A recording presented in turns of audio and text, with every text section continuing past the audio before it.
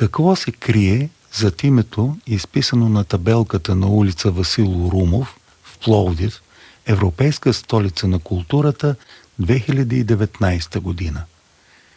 Уникална творческа личност с многопластово влияние върху духовния климат на града през 60-те и 70-те години на 20 век. Четем в официалните документи. Всъщност, неколкократно уволняван от работа за бунт срещу тоталитарната система, Васил Румов, като независим рецензент, години наред отразява художествени, литературни и театрални събития и, цитирам литературоведа Владимир Янев, и се превръща в неотстраним човек, който запълва почти сам културни празнини в Пловдив, като без показност върши това, което е задължение на цели колективи и институции. Останал вечно млад български поет, на когото е забранявано да публикува, но неговите колеги му посвещават възторжени стихове. Журналист, художествен и театрален критик, на когото художниците от Пловдивската школа рисуват серия портрети от признателност за презентациите му през целия му живот. Толкова пловдивско явление, че ако не съществуваше, щяхме да го измислим, като наше подобие и наш антипод. Никога в ролята на жертва, щастлив като открадната секунда. Безотговорни комунистически репресии доведоха до ранната му смърт. Васил Румов живее от 1930 до 1979 година. В своята поезия той е един от първите, който въвежда миниатюрата, поетическия фрагмент и афоризма. Да чуем гласа на поета в стихотворението «Щурче». Едно щурче, загубено в тревата, оплаква самотата си. Дори и вятърът не смее да въздъхне. Изненадващо в интернет открихме стихотворение, вдъхновено от тези редове, с заглавие «Улица Васил Румов» и автор Валери Костов. Тих тротоар, липи и пастроцветия. Започва от детската градина, а с магазина всичко за по лев се свършва уличката с твоето име. Какво от той, че времето тече, не знае то поеми и сонети. То булевардите кръщава на царе, а само сетните сокаци на поети. И нека утре да е делник. На уличката вечно е неделя. Безкраен ден, в който ти живееш в липите и в най-нежните алергии. И чуй, въздиша твоето щурче. Цър, цър, цър, цър. Тук мислите си вятърът подрежда. Нашия филм е пътешествие към бъдещето. Според чешкия литературен историк доктор Якоб Миколецки, изследовател на неофициалната литература през времето на тоталитаризма в Източна Европа, творчеството, укрито в чекмедже или публикуваното в сам издат, безспорно е адресирано към днешния ден, към съзнанието на новите хора, в новите времена, за да държи паметта им будна и да предпази бъдещето от сенките на миналото. Обективният подход налага да съставим мозайка от официално публикуваното и неизвестни факти от неговата биография. Официално Васил Румов е роден в Пловдив през 1930 година. Всъщност, това бебе е той. Снимката му е подарена, когато е станал баща за първи път. Вуйчо му е Димитър Петров Фантето, убит като политкомисар на партизанския отряд Антон Иванов. Години по-късно, вместо да се пише активен борец против фашизма, това бебе ще напише "Победени като семената", документална повест, която изобличава членовете на партизанска бригада Чавдар, ядрото на бъдещия живковско-джуровски тоталитарен режим, като главни заговорници за гибелта на отряда. Конфликтът му с тях е предопределен още от тук. Нали така, бебе? В официалната биография четем: български поет, журналист, художествен и театрален критик. Всъщност, след задължителната военна служба, остава в армията като флотски офицер в град Сталин, днешна Варна. И в тези най-мрачни години на култа към личността, един офицер, остриган като Маяковски, пише стихотворението на развод. Бележка за най-младите. Развод е военен термин за смяна на часовите и проверка на оръжието. Вдигнах срещу слънцето цевта. С двоен блясък улеят засвети. Проверих паласките и в тях зърнах стръкче изсушено цвете. Дълго време служа офицер, знам добре военните закони. Но реших за него по сърце да стои до пачката с патрони. Не е чудно, че е напуснал армията и се е върнал в Пловдив да стане репортер във вестник "Отечествен глас". А хербария от Цветенца продължава да се трупа сред ръкописните му стихотворения. Първата му стихосбирка, лирична хроника, излиза през 1958 година. 3 години по-късно е издадена стихосбирката "Триптих".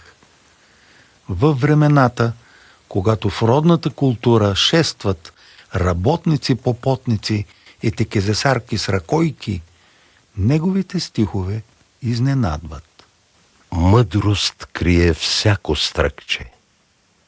Ето, 2 пшенични класа вчера зърнах. Празният се перчеше в полето, пълният приведен бе от зърно. През 60-те и 70-те години негови публикации се появяват единствено в периодичните издания. Защо ли? След промените от 1989 година на събитие по повод годишнина от смъртта на поета, Йордан Русков споделя: за сведение, Русков е известен като автор на поезия за деца, осъден на 7 години затвор за разпространение на стихотворенията му "Зов за свобода" и "Смъртоносна Москва" в защита на унгарската революция от 1956 година. Онова, което завинаги ни е отнето и което по-младите колеги вече няма как да открият в пръснатите по вестници и списания редове, е чистосърдечното приятелство на Веско. Знаех, че съм му батко, и все пак усещането, че той е по-зрелият, по-възрастният, не ме напуска и сега. Усещането, че съм му длъжник, защото ми отвори очите за поезията, за анимацията, за живописта и за още толкова чудеса, без да има как да му отвърна със свое откритие. Длъжник завинаги му останах, и когато той първи ме повика да сътруднича в вестник "Отечествен глас". Току-що бех излезъл от затвора и никъде не успявах да хвана работа. А той ме викаше да пиша репортажи, фейлетони, дописки, очерци, рецензии и какво ли не. Зная какво му струваше това застъпничество за контрата. Добре зная вече. Нито от него, нито от съпругата му Държавна сигурност не можа да изкопчи катран за очерненето ми. Човекът и поетът са неотделими. Пример за това е незабравимия Васил Урумов. Затова той може да каже: най-нежната е моята звезда. Любопитен детайл от досието на Русков в Държавна сигурност е, че агентите наричат Васил Урумов опасен, а съпругата му Елена анархистка. Ето кръга анархисти през 1957 година. Веско е на 27 години. До него е Йордан Русков баткото, а този, който никой не може да го познае, е поетът Иван Теофилов, така нареченият Свежин. Май вече става ясно защо му е трудно на Веско с издателствата през 60-те. В официалната биография е отбелязано, че през този период завършва задочно театрознание във Висшия институт за театрално изкуство и започва работа в Куклен театър Пловдив като драматург и режисьор. После работи като редактор в Радио Пловдив. Всъщност, подложен на безотговорни служебни ексцесии от винаги ведри партийни ръководители, през последните 10 години от живота си е безработен и се изявява предимно като художествен и театрален рецензент в местния периодичен печат. Бележка за хората, които нямат представа за епохата на тоталитаризма. Безработен по времето на соца означаваше официално санкционирано социално убийство. Следователно би трябвало да няма какво да разказваме по-нататък. Ала за нас и след този момент продължават интересните свидетелства. Спомен на колегата Пенка Калинкова в книгата й «Място за връщане» 2006 година. Чудаците на Пловдив. Сега вече малцина си спомнят за Васил Урумов, а беше време, когато неговата едра поприведена фигура, неговото лице, затулено с брада и очила, бяха емблематични за Пловдив. Познаваха го и в столицата, и в Родопите, и Карлово. Обичаха го и художници, и кукленици, и поети. Посрещаха го в селца и читалища, библиотекарки и краеведи. Най-странният, най-нежният човек и поет, когото съм познавала. Толкова нестандартен, че това беше използвано против него.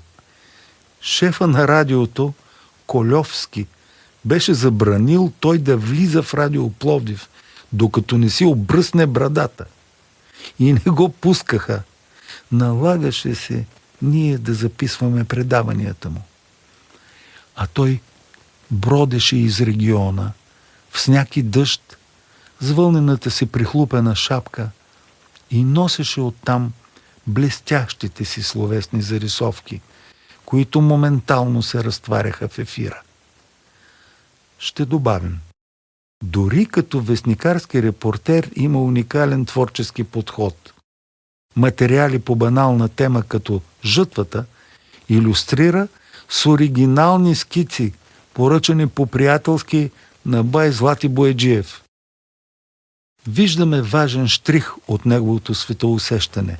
Стремежът му към създаване на художествено претворена алтернативна реалност. Авторката продължава. Отиде си толкова рано и толкова отхвърлен от силните на деня, колкото никой друг. Други, за по-малки издевателства над личността им, напускаха България. Но той беше Веско Урумов. Общуваше така финяшки, че често не го разбираха. Говореше толкова умно и сложно, че пак не го разбираха. Първият истински пловдивски интелектуалец, когото опознах. Водеше ме по художнически ателиета, изложби, театрални премиери, поетически сбирки. От него научих много за изкуството. Беше ми мост към хора, събития и състояния. Много изненадващо за нас е потвърждаващото думите и свидетелство на столичния литературен критик Яко Молхов от 1980 година в книгата му «Пловдивски силуети». Пиша тези редове за Васил Урумов с известни угризения. Много исках този текст да бъде прочетен от него. Пак да се разговорим за това, как той вижда собственото си поетическо творчество. През ноември миналата година ми даде автограф на своите 2 стихосбирки. Направи ми впечатление, че сам задраска някои от стихотворенията в лирична хроника, излязла още през 1958 година. Слушах го. Това беше неизбежно. И навярно той си мислеше, че го разбирам, че вниквам в неговите преценки и идеи. Детето, каквото си остана до края Васил Урумов, не можеше да живее без утешителната илюзия, че го разбирам, без сладката надежда, че празникът на живота ще продължи. Сега вече го няма по улиците на Пловдив. И за мен лично, както и за всички, които го познаваха, това е загуба. Пловдив загуби частица от своя интелектуален акцент, какъвто безусловно беше Васил Урумов. Той не се оплакваше от своето битие и неизменно търсеше разговор преди всичко литературен, за киното и по-специално за анимационното кино, което познаваше отлично и написа книга за българската анимация, която още се бави в издателството. Триптих е неговата последна стихосбирка, излязла през 1961 година. Защо ги няма другите, следващите книги? Може би е престанал да пише поезия? Не. В списание Тракия излизат негови стихове. Публикации има и в списание Родопи. Има един интервал от около 10 години, когато той почти не печата, освен може би в някои непознати за мен издания.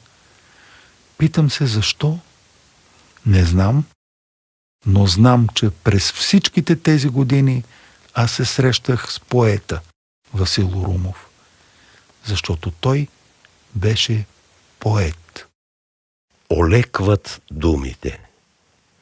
Навярно губят смисъл, когато търсим истината в тях, по стъпалата на античния театър. Пред мен е призрачната сянка на града, но кой съм аз? И теб ли викам тук?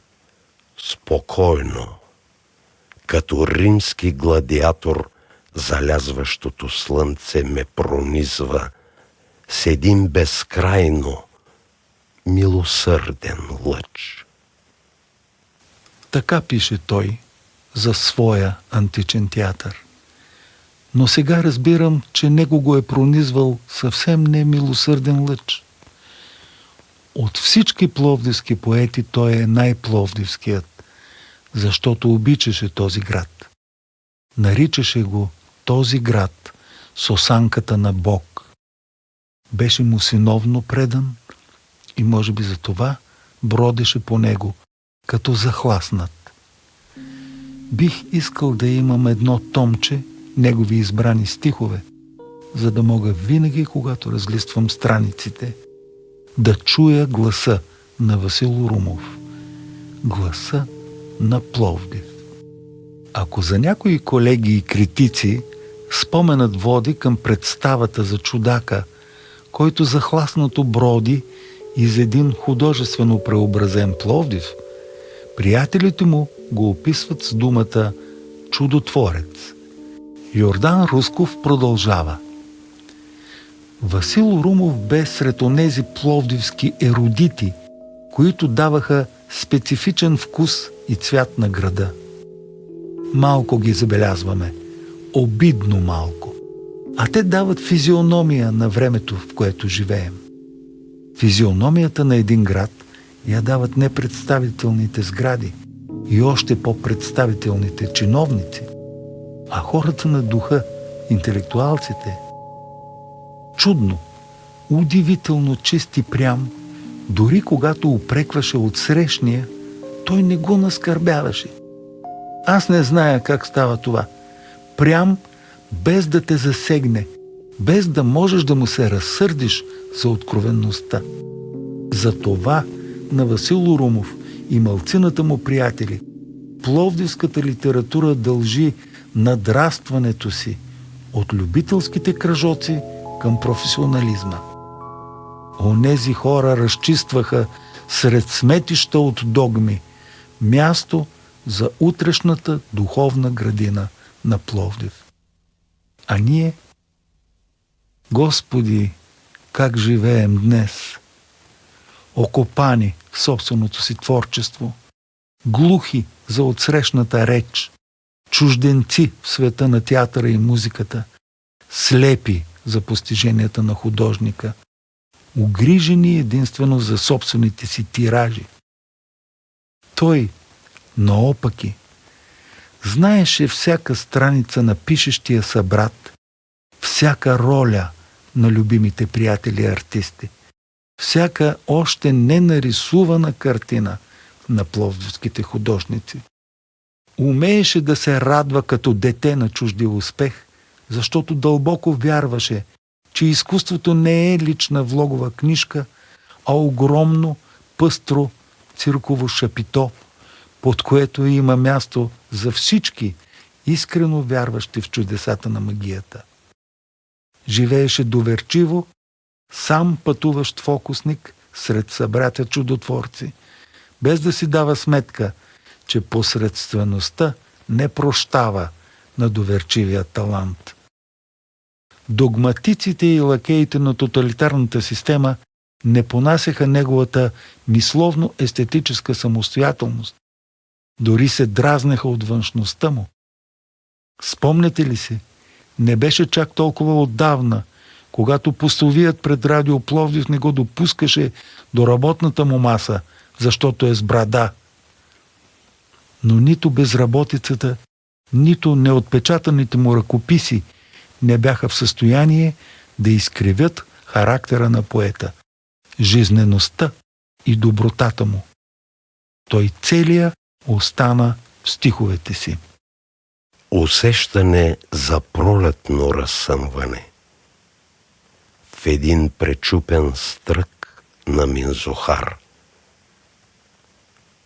Прозрачен дим от свещ между запалените длани.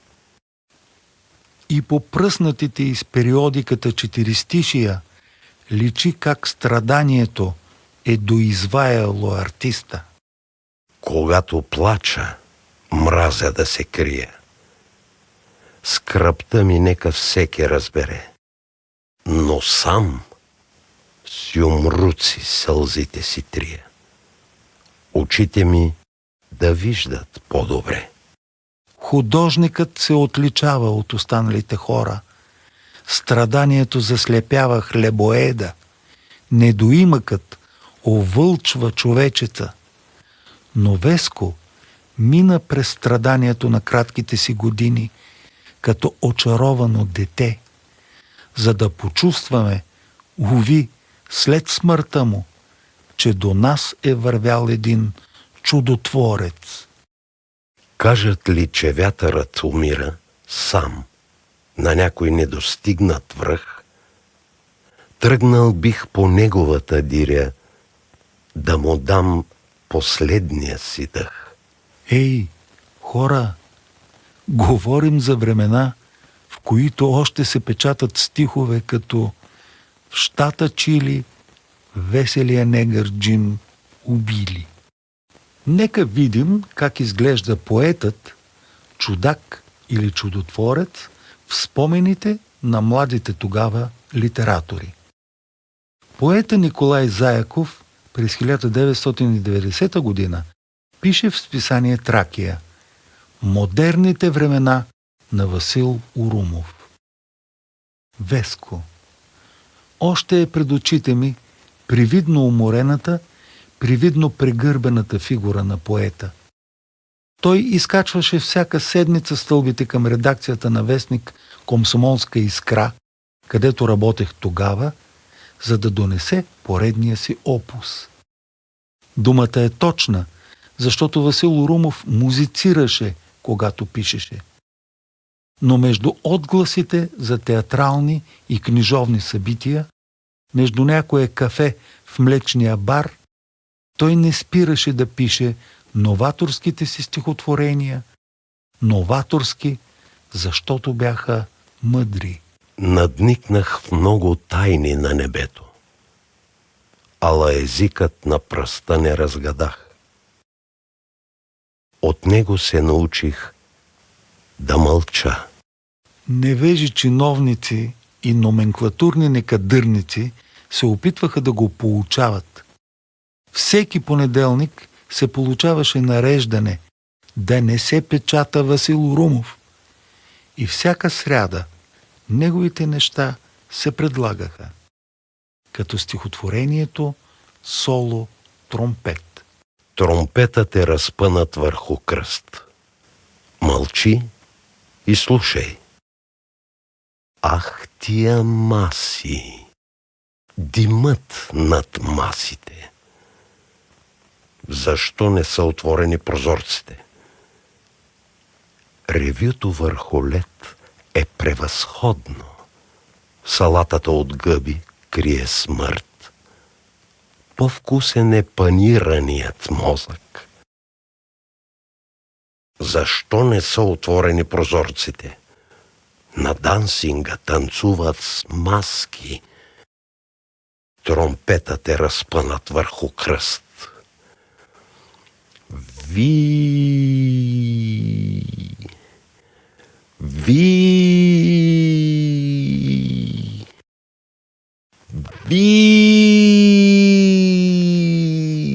Сурдинката звучи като сирена.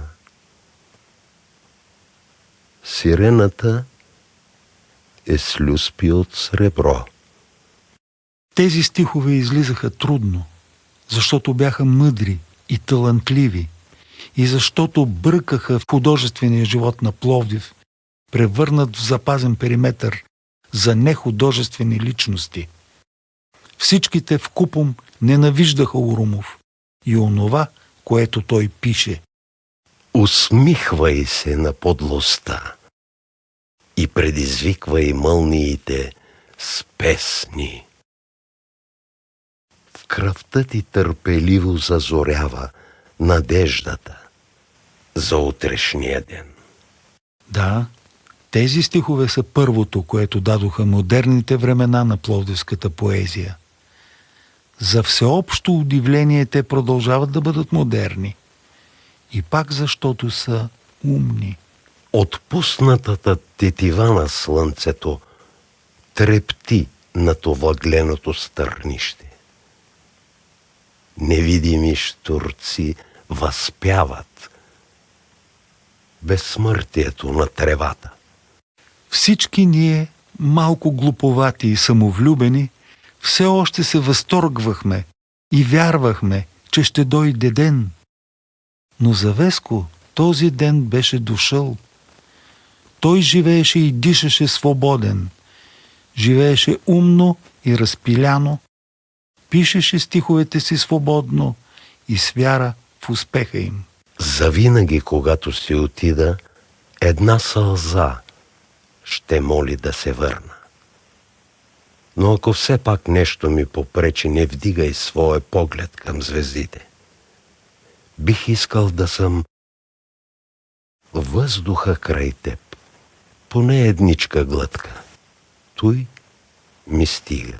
Винаги си отиват онези, които са най-несъвместими с представата за смъртта. Така си отиде и Васил Урумов. Той вярваше, че ще живее. И съвсем естествено е, че живее. Той винаги ще ни надвишава. Не само с таланта си, но и с младостта си. От друг ракурс свидетелства хумориста Здравко Попов в статията си "Връбчетата, децата и поета". Казват, че цялата днешна наука се стреми да открива истини, които поетите отдавна знаят. Ами да, имаше един такъв, който знаеше. Той познаваше езика на проскубания гарван Чарли. Умееше безпогрешно да разчита душата на минзухарчето и житния клас. По чудодеен път караше родопския камък да му открива най-съкровенните си тайни. В Божия свят виждаше взаимозависимости, за които ученият бе направо сляп. Като прожектор кръглата луна изгря над разцъфтялата градина. Кълвачът даде знак за тишина. И всяка вишна стана балерина. Бе непогрешим. Естествено, затова му бяха потребни други сетива, друго проникновение. Навярно такива, каквито има влюбеното в приказките дете. Да, иначе как ще се получи той? Когато първи сняг вали навън и преоблича къщи и дървета, сънуват будни своя чуден сън връбчетата, децата и поета. Разбира се, децата и поетът са едно и също. Връбчетата и децата пак тъй са едно и също.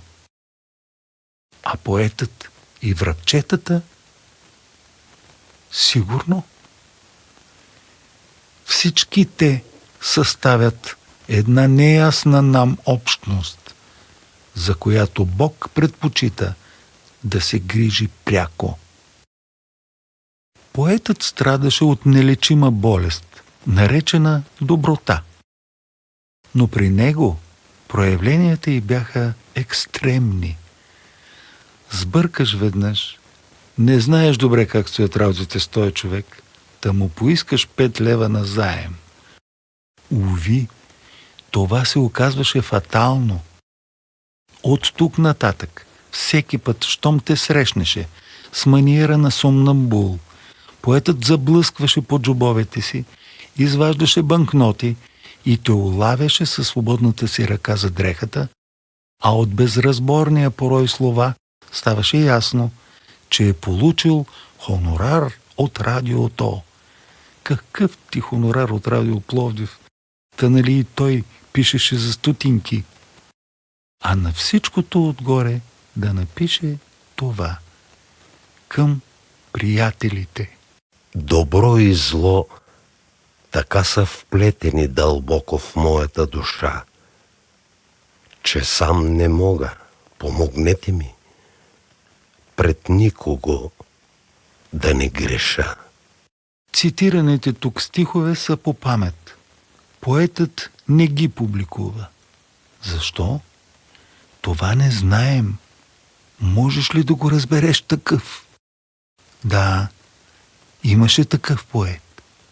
А сега е звезда.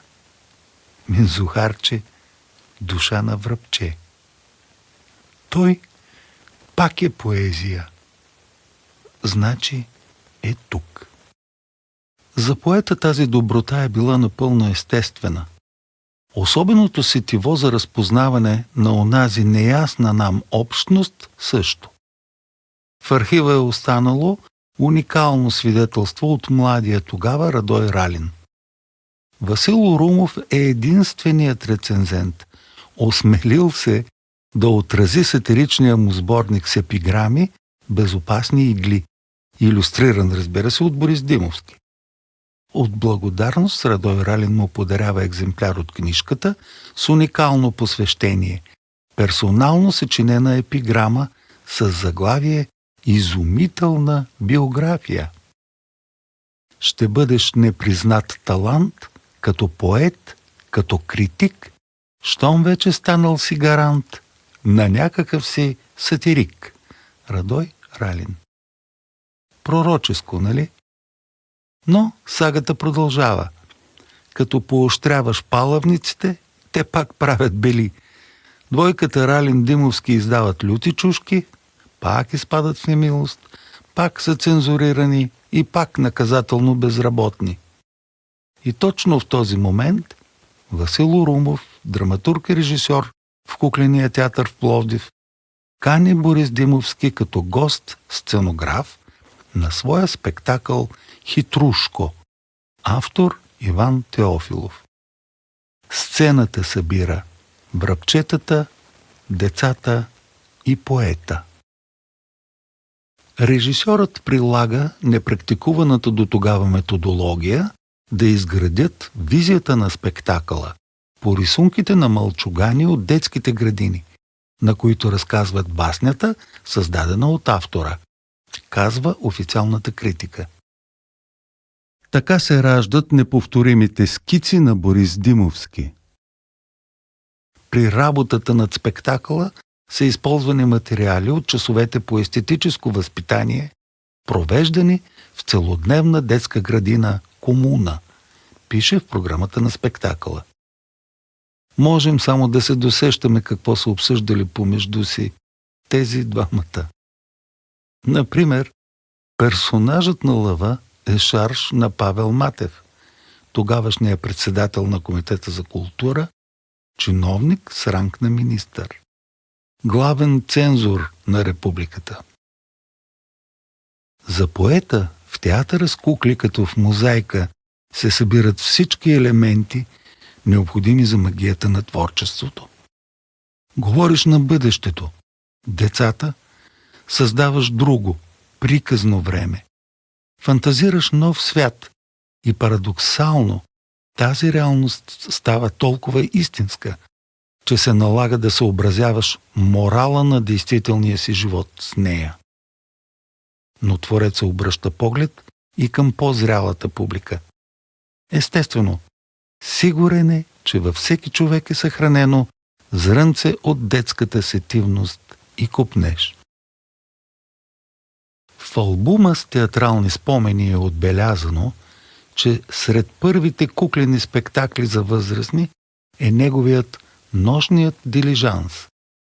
4 миниатюри по приказките на Андерсен, обединени като рамка от едноименния разказ на Паустовски.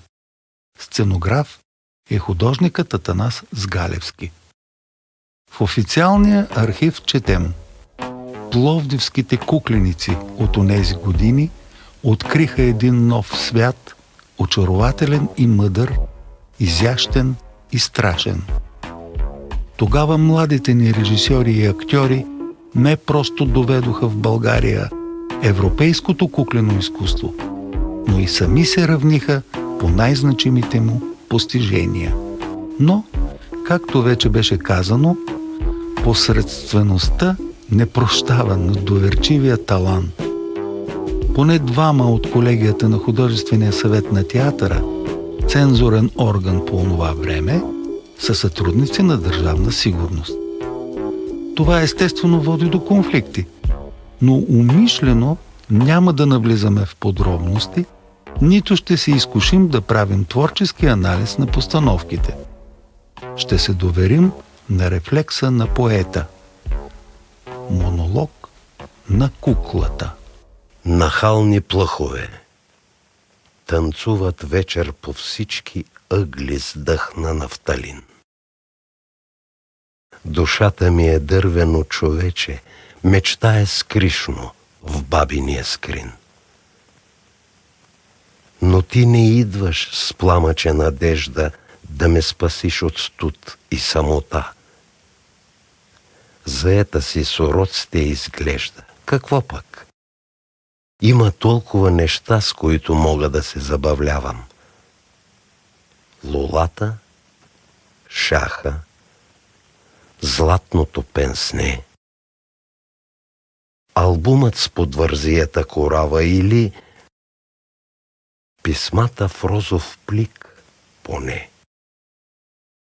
Сред серията постановки от албума с подвързията корава, Горчивата торта от 1963 година, неговият дипломен спектакъл, Самотната кукличка от 1964 година, посветен на 4-годишната му дъщеря, от Бургас Веселушко и трите усмивки на Жан, ще откроим премиерата на един единствен слънчев лъч в Народен куклен театър Пазарджик през 1972 година. Това е образът лайтмотив на творчеството му не само в сценичните изкуства. Сценограф отново е Атанас Сгалевски. Приятелството му с художника е повод да загатнем за онзи много по-широк хоризонт от интереси на поета. Цитирам книгите на Владимир Янев. Независимо дали е репортер, дали работи в кукления театър или в радиото, или е безработен, Васил Урумов създаде стотици отзиви за театрални постановки, изложби, за значителни явления в пловдивския духовен живот. В своето дело той несъмнено вгражда много от себе си, много от поетическата си енергия. За Петър Манолов той е изключителен медиатор между поезията и другите изкуства. За Йордан Русков знае всяка още ненарисувана картина. За Яко Молхов виждаше природата, вече преработена чрез картините на пловдивските художници. Рецензиите за различни изложби, публикувани във вестници и специализирани издания, представляват обемен том, останал в ръкопис.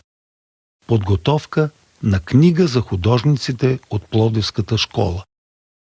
Само изброяването на имената им вдъхва респект и е невъзможно да влезем в подробности за толкова ерудирано изследване на художествени явления и взаимоотношения, описани от автора като клокочеща магма в гърлото на изригващ вулкан.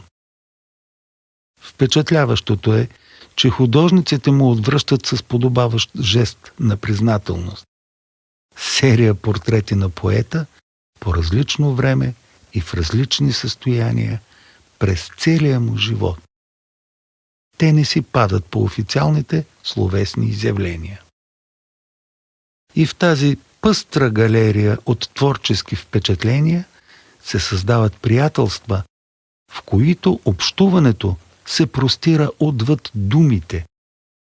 Една снимка от архива с шеговития надпис «Пловдивска алиенация» подсказва това ново ниво на духовен обмен, а поетът пак не изненадва и издава копнежа си по още по-нови изразни средства. Преди да си отидеш, твоят смях отекна в стаята, звънлив и кратък. Останал сам, едва сега разбрах, че може да се смее тишината. За нас от перспективата на времето не се вижда естествено, че по препоръка на аниматора Тодор Динов, впечатлен от студентското му изследване по темата, издателство Народна младеж възлага на Урумов написването на първата монография за анимационното кино у нас. Част от програмата за популяризиране на различните изкуства сред младежта.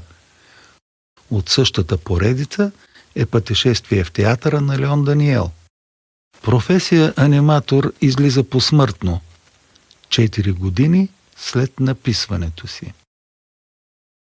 Много знаменателен факт е, че в писмо до редактора поетът дефинира баланса между професионалната терминология и популярното на достъпен език, изясняване на детайлите в процеса за създаване на изкуство, като решаващо условие за събуждане на интереса и увличане на младите хора по пътя на творчеството. Някак най-естествено хоризонтът се разшири от детето през детското у възрастния, та чак до бъдещите творци. Ветрилото на дейностите и интересите е толкова широко, че прави впечатление на изследователите. Винаги се е стремял да обхване необхватното. Тълковател на множество явления в областта на литературата и изкуствата, познаван и ценен от автори и читатели, в признателната им памет той остава преди всичко с преклонението си пред магията, случваща се в съзнанието на поета, в окото на художника, възторга пред обаянието на актьора. Като в стихотворението "Трудът на артиста", посветено на Константин Кисимов. Завесата се вдигна и артистът направи пред миньорите поклон. Един прожектор шепа слънце плисна. Стаи дъха си тъмният салон. И в тихото артистът заговори. Минута, час, под меча от лъчи, настръхналите от гласа му хора видяха 2 разплакани очи. Запалиха в салона светлините. Възторгът люшна и таван, и пот. Миньорите си триеха очите, а той челото оросено с пот. Как съчетава отразяването на изложби, подготовката на книгите, репортажите за Радио Пловдив, оперативната критика за премиерните спектакли на Леон Даниел и Крикора Зарян в театрите на Пловдив, Пазарджик и Смолян? Дали е само въпрос на ерудиция? Още се помни задъхания шепот на актрисата Мария Стефанова зад кулисите преди представление. Ей, Майна! Играйте хубаво тази вечер! Веско Орумов е в салона! Той не беше като другите. Не те опипваше продължително и мълчаливо, за да разбере кой си, какъв си, за да се нагласи към теб и да каже това, което е най-вероятно да приемеш. Точно обратното. Разкриваше се цял пред хората, въвличаше ги в своя свят, без да се страхува от опасността за девалвиране на така щедро показваните ценности. Нещастници, очаквате ли нещо? Отдавна е залязал кралят слънце. Луни сте вие, с наведени лица от срам и семена за нови слънчогледи. Тези ценности ние не приехме и трябваше да дойде смъртта. Ужасно е, че го казвам, за да разберем какво сме загубили. Изведнъж осъзнахме, че чудакът, живеещ около нас, ни е бил необходим, че без него градът е загубил нещо от своята безизкусна, пъстра и радостно елегична интелигентност. Затова днешното възприемане на Васил Орумов е свързано и с гузността от вчерашното ни равнодушие. Наричат ме глухарче. Всъщност аз съм дрънкалка на едно джудже. Забрави ме. Очаквам да се върне. Защо си тука? То ли те изпрати? Кажи. Ще дойде ли да ме потърси? Или не иска да играе с мен? Не ме докосвай. Ще заплача. Ако въздъхнеш, с радост ще умра. Душата му беше петимна за малко признателност, а тази признателност все не идваше. Защо? Нима сме били и сме и до днес толкова невежествено груби, толкова неспособни да приемем различните от нас, толкова лишени от дарбата да сторим добро с дума, жест, отношение. Снегът скрипти под белите бутушки. В нощта звънят невидими звънчета, а вятърът с брада от лед се чуди, защо не търсим друг отъпкан път. Върви до мен и ме топли с дъха си. Едва ли днес можем да оценим тази самота? Колко насъщен е за Твореца духовния климат? Колко много се нуждае поетът да чувства ежедневното присъствие на равностойния по дух. Нека най-после бъдем точни. Васил Урумов стана жертва на безотговорни служебни ексцесии. Това необичайно избухване е на поета и драматург Иван Теофилов, един от онези, чиято липса му въздейства най-много. Той е и най-лаконичен. В увода към стихосбирката "Не ми завиждайте", излязла чак през 1990 година, споделя само няколко думи. Пренебрегнат, по-скоро отхвърлен и напълно неразбран, Веско се опитваше да се бори и да защитава честта си със средства, които изобщо не бяха синхронни с конюнктурните съображения на онова време. Позволявам се да кажа само тези няколко думи. Обидно и неудобно ми е да се впускам в подробности. Васил Урумов не ми беше просто приятел. Той ми беше повече от брат. Надявам се, че мога да бъда разбран и извинен. Усещам загубата на този възхитително чист човек и поет, като постоянно кървяща рана. И добавя през 2023 година.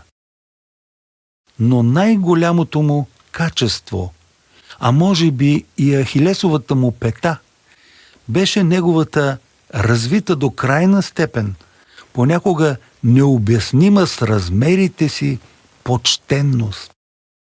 И когато тоталитарният режим съвсем загробя, той с почтенността си изглеждаше като извънземен и вече не беше за този свят. Тоя свят не му беше по мярка. Самотничеството на Васил Урумов се съчетава и със своеобразието му като личност. Като човек, като личност, той е по-значителен от официално публикуваното от него.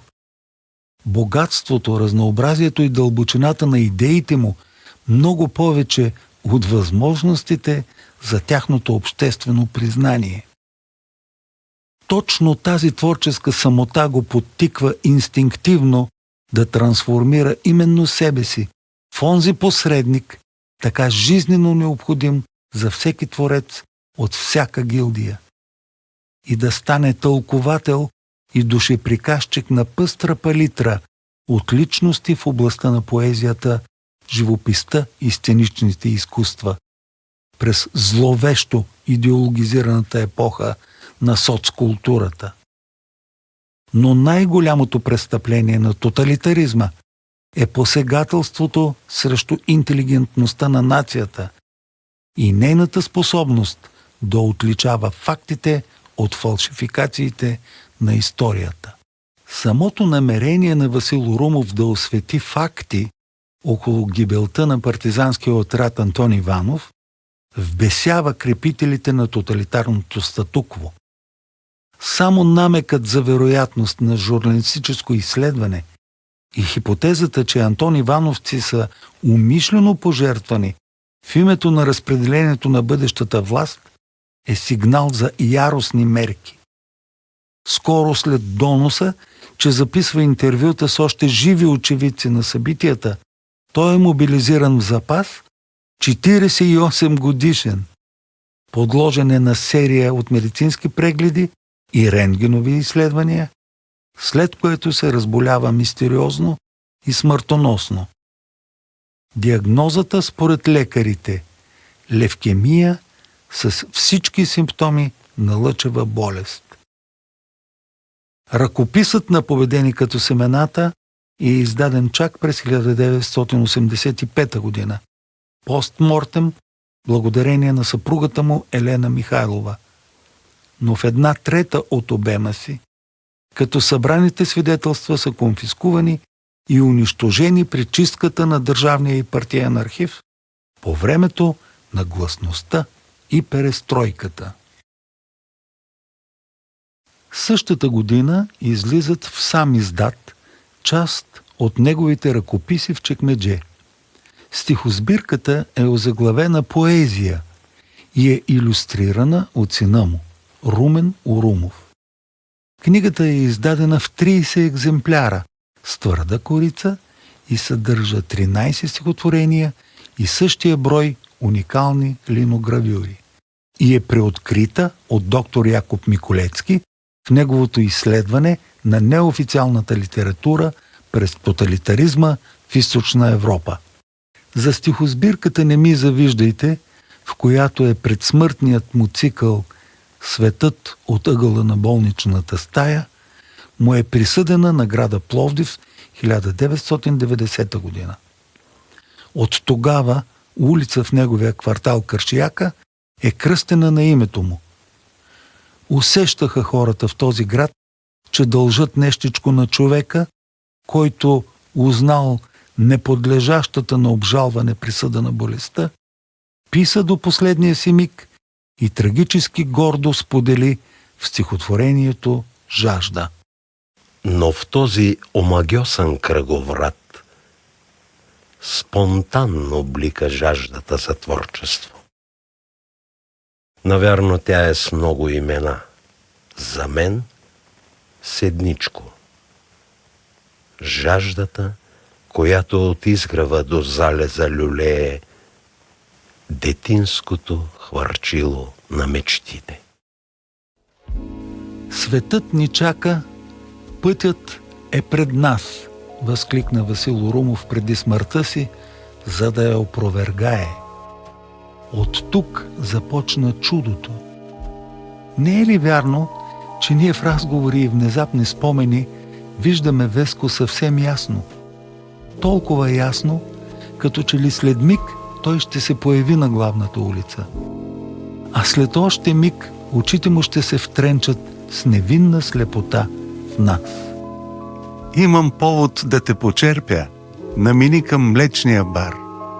Помня още старинна черква, дълъг есенен тротуар, тъжни мисли, весели думи и красив артистичен жест.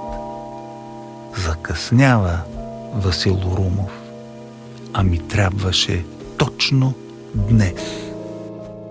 Писа Георги Райчевски през 1981 година. И още. Помня погребението на Васил Урумов. Сред множеството приятели и колеги, стърчащ с цяла глава над всички, художникът Здравко Захариев плачеше като дете. Но той продължава да живее. този странен, този неотстраним човек. Васил Урумов е толкова пловдивско явление, че ако не съществуваше, щяхме да го измислим. Като наше подобие и наш антипод. Вече близо 50 години тази липса е още болезнена. Липсата на институцията на ерудита, който да прозре през лавината кич и фалш, процесите в развитието на духовния живот. Не само защото го познава, а защото го преживява като поет. Не само защото се интересува и анализира живота на духа, а защото го обича и пази. Невъзможно е някой да заеме мястото му. Той обитава модерни времена в една алтернативна реалност, в несъществуващо томче поезия, в което звучи гласът на Пловдив. И продължава да е мост към хора, събития и състояния. Щастлив като открадната секунда. Събуждам птиците в заспалата гора. Не ми завиждайте, приятели.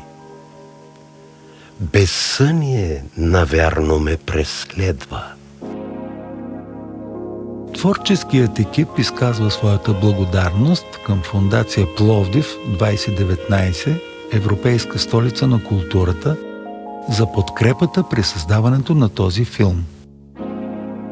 Специална благодарност и към доктор Якоб Миколецки за това, че ни окуражи да видим смисъл в събуждането на спомена за творчеството и личността на Васил Урумов. Сърдечна благодарност към актьора Димитър Селенски, който прие деликатната задача да представи гласът на поета, гласът на Пловдив.